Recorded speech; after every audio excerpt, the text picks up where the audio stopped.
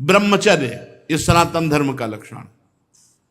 सत्य, दया, तपस्या, शौच, तितिक्षा, उचित अनुचित का विचार, मन का संयम, इंद्रियों का संयम, और 9वां अहिंसा, और 10वां ब्रह्मचर्य। ये ब्रह्मचर्य सबके लिए है। बहुत घातक है भोगों का आकर्षण। ब्रह्मचर्य के बिना पूरा का पूरा जीवन खोखला हो जाता है। मन से, वचन से और शरीर से, तीनों से ब्रह्मचर्य होता है। मन का ब्रह्मचर्य, विषयों का चिंतन ना करना। यहीं से नाश प्रारंभ होता है, पतन यहीं से होता है। ध्यायतो विषयान पुंसान संगास्तेषुपजायते, संगात संजायते कामः, कामः क्रोधो भी जायते, क्रोधात् भवति सम्मोहा, सम्मोहात् स्मृति विभ्रमा, स्मृति भ्रंशात् बुद्धिनाशो, बुद्धिनाशात् प्रणश्यति। सबसे पहला पतन जो होता है वो विषयों का चिंतन होता है। ध्यायतो विषयान पुंसान, जब हम भोगों का चिंतन करते हैं तो हमें भोगों की आसक्ति प्रकट होती, फिर संग करने का मन होता है। संगास्तेषुपजायते, जब हम विषयों का चिंतन करते हैं तो विषयों का संग करने का, विषय भोगने की इच्छा प्रकट होती। जहां विषय भोगने की इच्छा प्रकट हुई, काम राज्य हृदय में छा गया। संगात संजायते कामा, और कामना जब बढ़ी तो सब मूढ़ता छा जाती है, स्मृति नष्ट हो जाती है। हम कौन हैं, हमारा क्या कर्तव्य है, हम क्या कर रहे हैं। सच्ची मानिए बहुत निकृष्ट, बहुत निकृष्ट काम। वचन से हमें कभी भोगों की बातें नहीं करनी, और शरीर से हमें कभी भोग क्रिया नहीं करनी। अधर्मयुक्त क्रिया का त्याग, धर्मयुक्त क्रिया की स्वीकृति, ये गृहस्थ धर्म और संपूर्णतया विरक्त धर्म। जो ब्रह्मचर्य रहता है उसे शरीर बल, मनोबल, बुद्धि बल, वचन बल, ये सब जागृत हो जाते हैं। वचन बल, जो बोला वही लागू हो गया, जबरदस्ती आपको मानना पड़ेगा। और मनोबल, जो संकल्प किया अंदर वही बाहर क्रिया प्रारंभ हो गई, वही दिखाई देने लगा। देह बल, रात दिन मेहनत करो फिर भी थकान नहीं। आप कुछ समय तक व्यवहार करके देखिए ब्रह्मचर्य का, फिर आपको खुद पता चलेगा कि कितना आनंद प्रदान करता है ब्रह्मचर्य।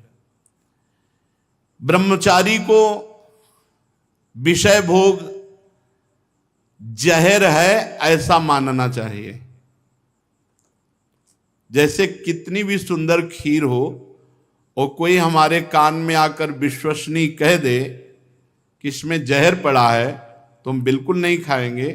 हमारे शास्त्र कह रहे हैं, महर्षि जन कह रहे हैं कि ये विषय भोग जहर है, महान विषय है, ये पूरे जीवन को नष्ट कर देता है। तो ये जब ज्ञान हो तो उसका फल है विरति। जब हमें ज्ञान हो गया तो उससे हमें वैराग्य होना चाहिए, पर नहीं।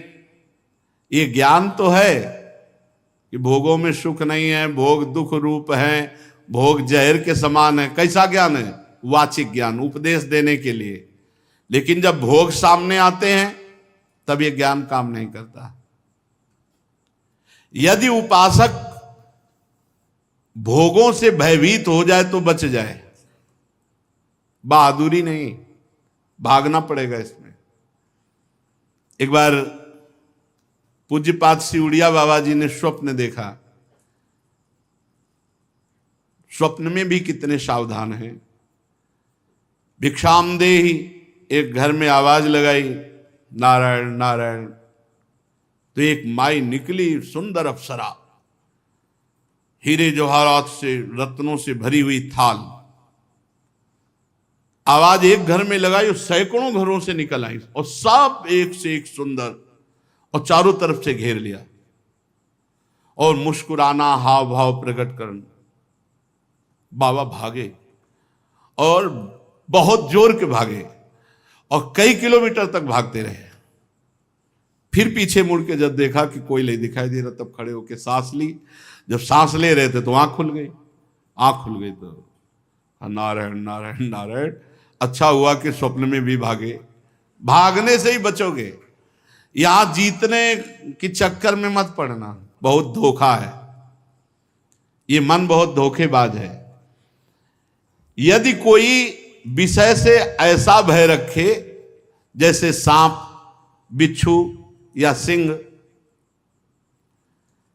कोई सांप आके गले लगना चाहे तो आप क्या करोगे? भागोगे ना। और बाघ देख लो, सिंह देख लो, भागोगे ना। ऐसे ही विषय भोग की इच्छा वाले कोई शरीर तुम्हारे नजदीक आ रहा है और तुम्हें भय नहीं लग रहा है, इसका मतलब है मरना चाहते हो, भ्रष्ट होना चाहते हो, नष्ट होना चाहते हो। सिंह आ रहा तुम्हें भागना नहीं सुनाई दिया, सांप दौड़ रहा तुम्हारी तरफ भागना नहीं सुनाई दिया। ऐसे ही भोग तुम्हारी तरफ आ रहा, तुम भागे नहीं, मरना चाहते हो, मरोगे तुम। कोआ मदांधो मदना तो रोआ। भगवान शंकराचार्य जी से पूछा, को अंधों में बड़ा अंधा कौन है? बोले जिसको काम सता जाए, जो काम से युक्त हो गया, काम से व्याकुल हो गया, वो सबसे बड़ा अंधा है, वो कुछ नहीं समझ पाएगा। आप बड़े मजे से भोग को देखते हैं और भोगते हैं और फिर विचार करें ब्रह्मचर्य असंभव।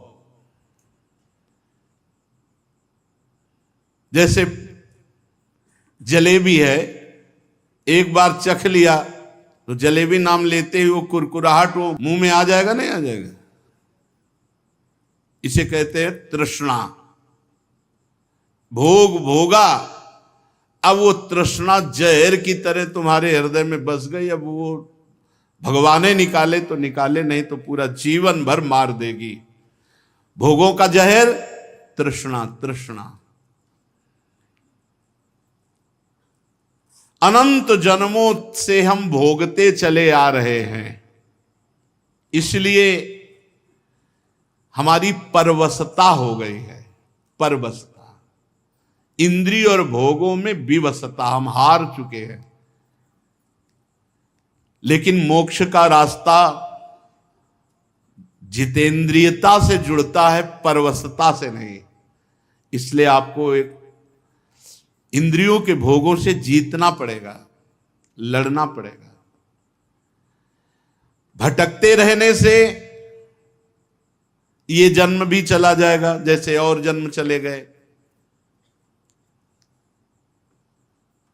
बहुत बार ये सब भोगा है। देवराज इंद्र भी बने होंगे कभी ना कभी, बहुत बार, बहुत बार सब।